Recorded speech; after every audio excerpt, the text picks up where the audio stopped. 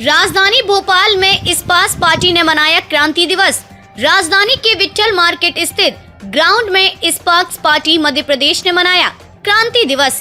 सभा को संबोधित किया राष्ट्रीय अध्यक्ष हीरालाल द्विवेदी सहित कई राष्ट्रीय पदाधिकारी ने। प्रदेश अध्यक्ष सुरेश शुक्ला ने आह्वान किया, पेंशन नहीं तो वोट नहीं के नारों के साथ युवा, महिला और बेरोजगारों को याद दिलाया कि अब समय आ गया है अपना हक एवं अधिकार लेने का। उत्तर प्रदेश में सारा इंडिया के जमाकर्ता और कार्यकर्ता चुनाव में लड़ेंगे, पेंशन साथी भी लड़ेंगे, युवा भी लड़ेंगे, नारियां भी लड़ेंगी, लाडली बहनाएं भी चुनाव लड़ेंगी, हर व्यक्ति वो चुनाव लड़ेगा जो न्याय नहीं मिल रहा जिनको, भांजियां भी चुनाव लड़ेंगी क्योंकि उनके लिए भी लड़ाई सबके लिए है। आप अपने कितने विधायक खड़े करने के हम तो 230 सीटों पर लड़ेंगे क्योंकि सभी लोगों की लड़ाई लड़ रहा हूँ, कोई अपनी लड़ाई तो लड़ नहीं रहा हूँ। तो सब जगह जहाँ से जो बोलेगा हमें चुनाव लड़ना लड़ेगा। जो ये जो दुकानदार है सरकार के लिए बिल्कुल चैलेंज तो पहले से है। चैलेंज तो 2018 से माई के लाल ने चैलेंज किया है और आज भी चैलेंज कर रहे हैं। और जब तक चैलेंज करवाओगे? चैलेंज ही पे तो चल रही गाड़ी नहीं, लेकिन अब तो अंत है। अरे अंत, अब यह चैलेंज का अंत है और ये चैलेंज का अंत 2023 में दिखेगा। और आती होगी। 30 सितंबर को हम सपाक्स क्रांति दिवस मनाते हैं। 2018 से इसका प्रारंभ हुआ था और तब से प्रतिवर्ष ये मनाया जाता है।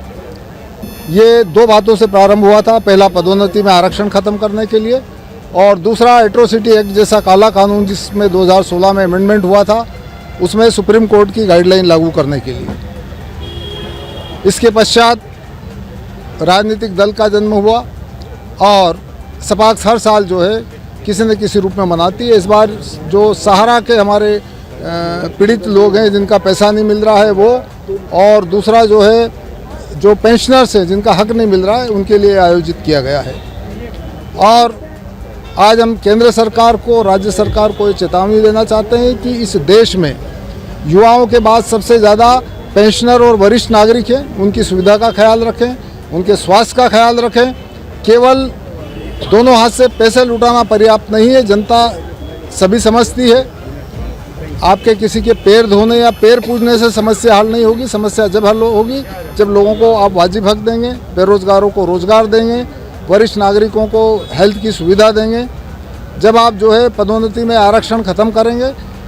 एक समान सिविल कानून सरकार लाना चाहती है। हम कहते हैं कि एक समान क्रिमिनल कानून भी लाइए, सब नागरिकों को समान हक दीजिए, सभी को जो है समान रूप से ट्रीट कीजिए। वर्तमान में जो सरकार काम कर रही है उससे आप प्रसन्न है नहीं है? बिल्कुल प्रसन्न नहीं है, क्योंकि वर्तमान में सरकार केवल जाति के आधार पर लोगों को बांटने के लिए जाति आधारित घोषणाएं करती है, जाति आधारित सम्मेलन करती है और जाति के आधार पर ही सब काम कर रही है, जाति और धर्म के आधार पर।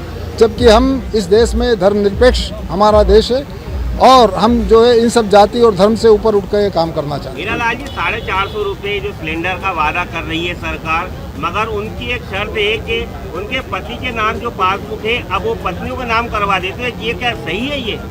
ये देखिए चुनाव का झुंझुना है, चुनाव तक सब चलेगा, चुनाव बाद सब बंद हो जाएगा। क्योंकि जो लाडली बहना के नाम से ये राशि दे रहे हैं 1000, 1500, फिर कह रहे हैं हम 3000 देंगे, फिर ये जो सब्सिडी दे रहे हैं इधर, इससे निश्चित है कि ये एक हाथ देंगे दूसरे हाथ लेंगे। इन्होंने अभी जो सीनियर सिटीजन्स जो निराश्रित पेंशन दे रहे थे बुजुर्गों की, वो बंद कर दी थी बीच में। इन्होंने पेंशनरों का पैसा बंद कर दिया और आगे चल के ये या तो सभी प्रकार का पैसा बंद करेंगे और इन्हीं को देंगे या फिर जो है इनको बंद करेंगे। पेंशनरों को 600 रुपये जो पेंशन मिल रही है, उनको ये कहा था कि उनको लाडली बहना में जोड़ा जाएगा, मगर आज भी उनको उससे वंचित है, उनको 600 रुपये ही मिल रहा है। तो ये क्या छलावा है सरकार का? बिल्कुल छलावा है। एक हाथ से देते हैं, दूसरे हाथ से ले लेते हैं। आज महंगाई जैसे ही ये देने की घोषणा करते हैं, महंगाई बढ़ जाती है, सभी कीमतें बढ़ जाती है और लोग परेशान।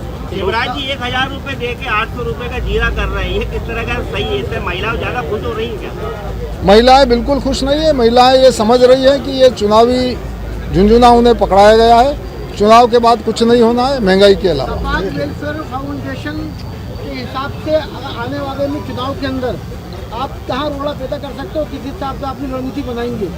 देखिए, आज सहारा जैसी चीट फंड कंपनियों के और भी कंपनियां हैं और भी छोटी छोटी कुकुर मुत्ते जैसी उग गई है।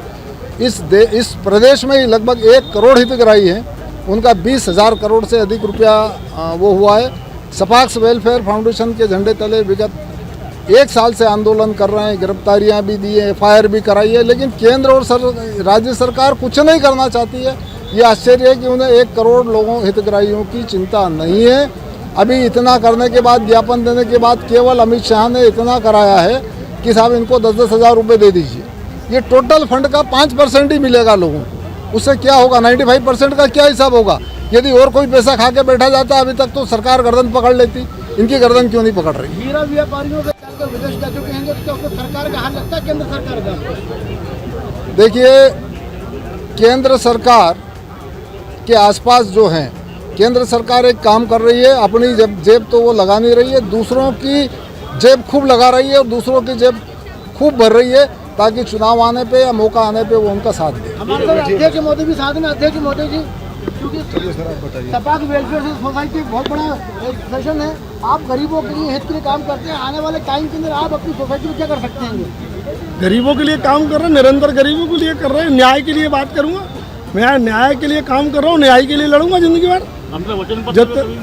हमारा जो वचन पत्र है, मेरा तो ये है कि हर व्यक्ति को न्याय मिलना चाहिए।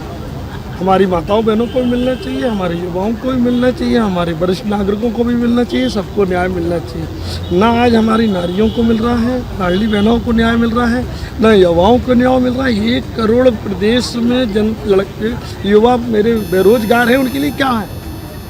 आज हमारे वरिष्ठ नागरिकों को न्याय नहीं, कहाँ है? आज पेंशनर लोग घूम रहे हैं, पेंशनर बंद कर दी, कहाँ का न्याय है? आपने रेलवे में आपने मेरे जो 50% छूट मिल दी, कहाँ का न्याय है? आपने तो योजनाएं लाते हैं केवल अपनी किताबों में, अरे क्रियान्वयन तो करो योजनाएं। आप हर योजना लाते, जाति का आधार लाना है तो गरीबी के आधार पर लाइए। योजनाएं गरीबी के आधार पर होना चाहिए, सारी व्यवस्थाएं एक मापदंड होना चाहिए कि नहीं होना चाहिए? उनका कहना है कि विकास से चुनाव जीता जाता है मैनेजमेंट से। ये मैनेजमेंट से नहीं चुनाव जीता, अब तो रिश्वत से जीता जाता है, धन से जीता है। काय का मैनेजमेंट? आप पैसा दो तो जीत लो। आप फंडिंग करवाते हो, दारू पिलवाते हो लोगों को, दुनिया भर का चोरी चमारी, इससे बड़ी रिश्वत क्या दोगे आप? विधायक लाना चाहती है। बिल्कुल।